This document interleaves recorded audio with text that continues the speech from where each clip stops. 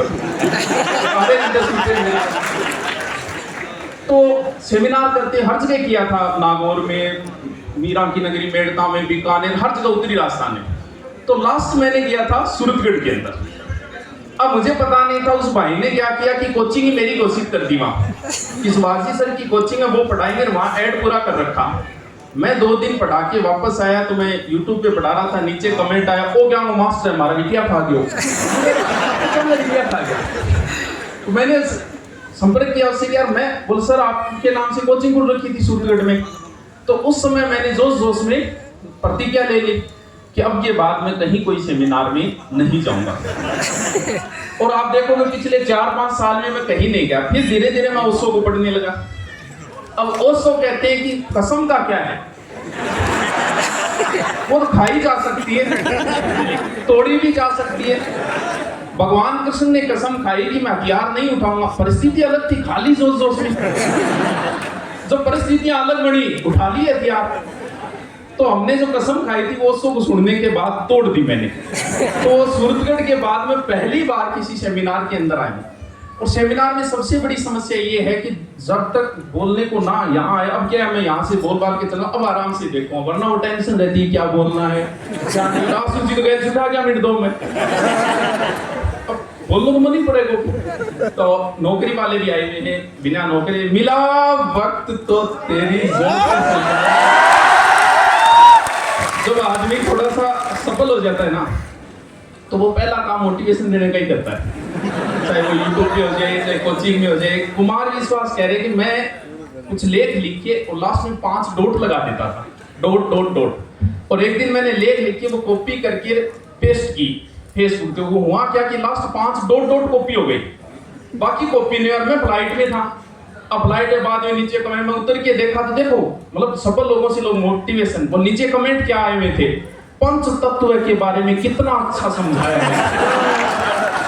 हाँ क्या सिर्फ 5 डॉट। लग रहा है अगला प्रोग्राम पंचकुला में होगा।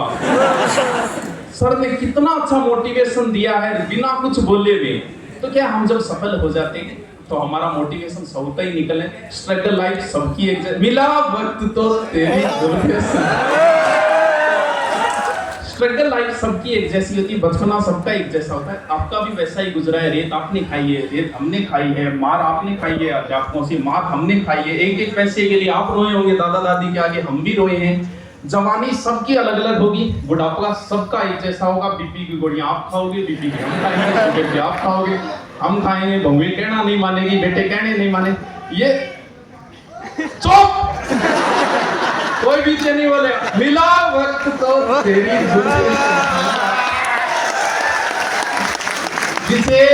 जिसे समझा था आसान, वो एक पहेली निकली।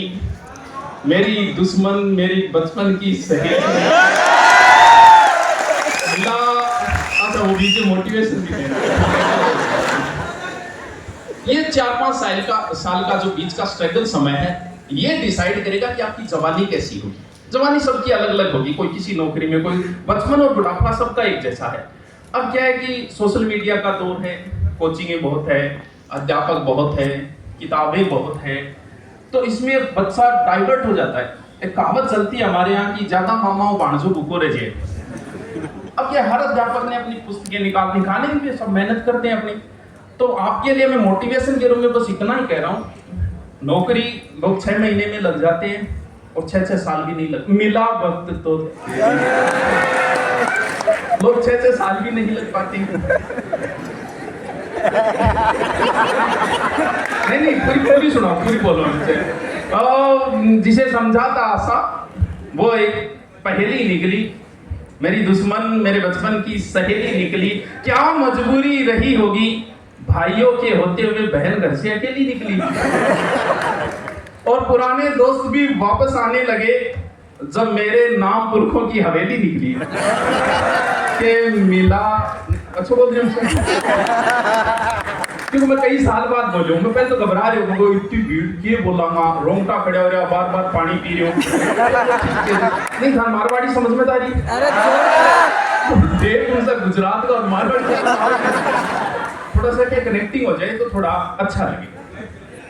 मैं बस रोजगार वाले वही बात है, नौकरी लगने के बाद बच्चा पहले दिमाग में होती है कि हम आपका आएंगे रहिए। हमें पता है कि बेरोजगारों की वजह से कोचिंग चल रही है, बेरोजगारों की वजह से अब रोजगार वाले देख लो 16 साल हो गए सर को, यानी 16 साल पहले जो नौकरी लगा था उसका बच्चा शायद पढ़ने आ जाएगा 1-2 साल में। 16 साल में हजारों सिलेक्शन दिए होंगे, लेकिन आए कितने?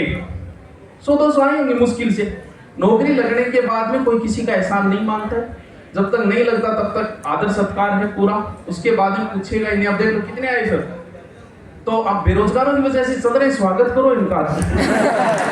ये भीड़ बेरोजगारों की वजह से आई है, रोजगारों की वजह से नहीं है। 16 साल बहुत लंबा समय होता है, 16 साल। 16 साल पहले हमने तो पढ़ाना ही नहीं शुरू किया था, और राजस्थान में से 16 साल वाली कोचिंग 2-4-5 कोचिंग होगी, वरना तो आते हैं चले 2-4-5 साल बाद।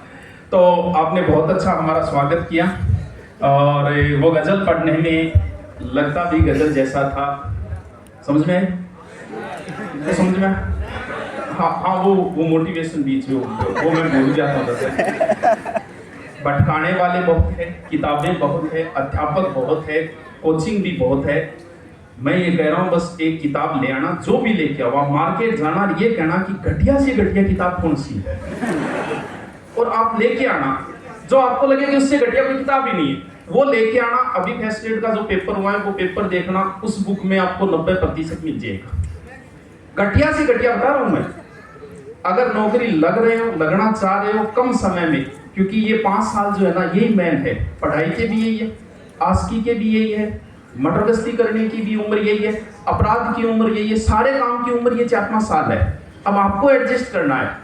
अगर एक किताब ढंग से पढ़ लोगे, एक किताब से बाहर मैटर नहीं जाता है, मुश्किल से जाता है कोई 5%, चलो चला जाए, 10 चला जाए, फिर भी 90 बच गए।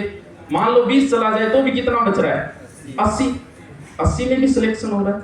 तो ज्यादा किताबें पढ़ने से सिलेक्शन नहीं है, पढ़ने से सिलेक्शन नहीं है, क्या पढ़ना और क्या नहीं पढ़ने से सिलेक्शन है। किताबें छोड़ो, एक किताब ले लो, जो लगे कि इससे घटिया कोई किताब